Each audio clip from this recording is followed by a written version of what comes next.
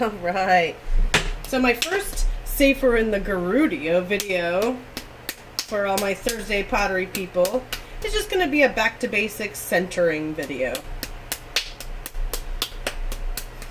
So I'm just kind of this is our recycled clay that we use. Thank you to Rhonda and Brett for recycling some at Ebor and bringing it over to Taylor. Just going to throw that down on there. I just kind of pat it into a ball. If you're reusing your clay, remember you want to wedge it. Alright, so I got my bucket of water here. And when you're centering, remember you want to go as fast as you can, pedal to the metal. Now if you see how my hands are kind of moving around right now, that's always the indicator that you're not centered. If your hands are wobbling around and you feel the clay wobbling around, you're not quite centered. So the first thing that I'm going to do is put a little bit of top pressure kind of with this part of my hand and push down a little bit, and then whatever is your strongest arm you'll use, and you'll kind of anchor it in your core somewhere. Some people use the inside of their thigh. I kind of get it right here in my like hip area, just so that my arm doesn't move around. And I'm going to get my hand all the way down to the bat, down here, and then I'm going to kind of use this part of my hand to push it into center. So I'm putting a little bit of pressure from the top, and I'm pressing with this hand as well.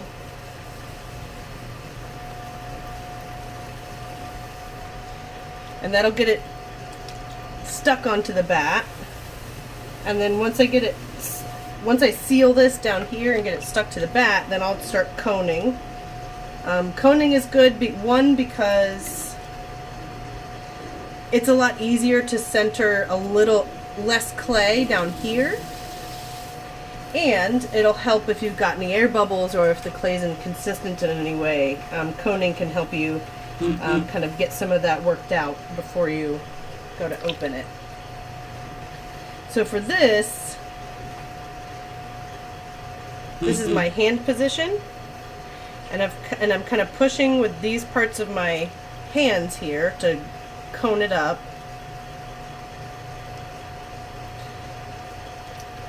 And then when I go to push it down, I'm not going to go straight down.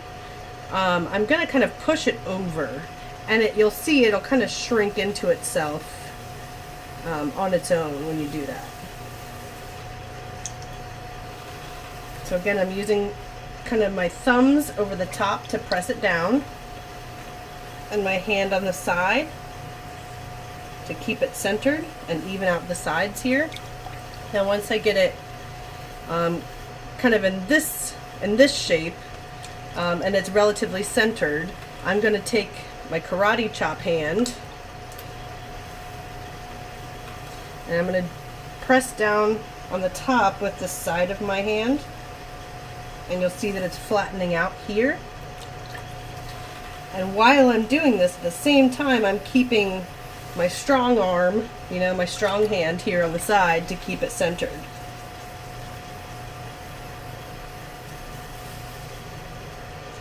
Now it's pretty centered here, and if you'll notice, when I put my hands on the sides, remember in the beginning they were wobbling all over the place. From here you can see a little bit, if you watch really closely at my pinky down at the bottom, there's still a little bit of a wobble, but for the most part this is pretty centered.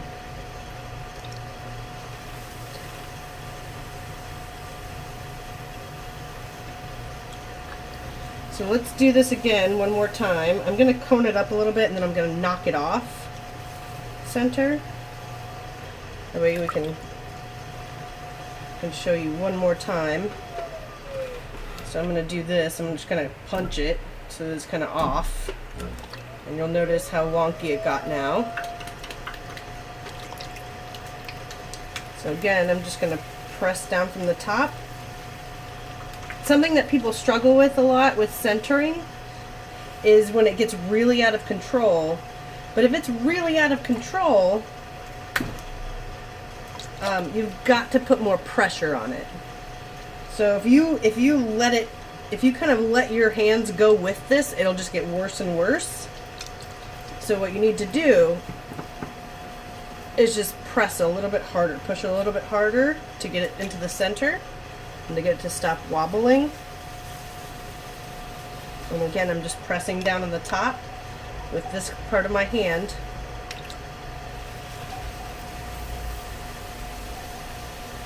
And keeping my hands on the sides here now to keep it centered at the bottom. And then I'm going to flatten the top.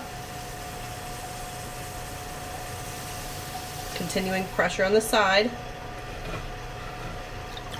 And then I've got my nice centered flan birthday cake hockey puck tuna can, whatever makes the most sense to you.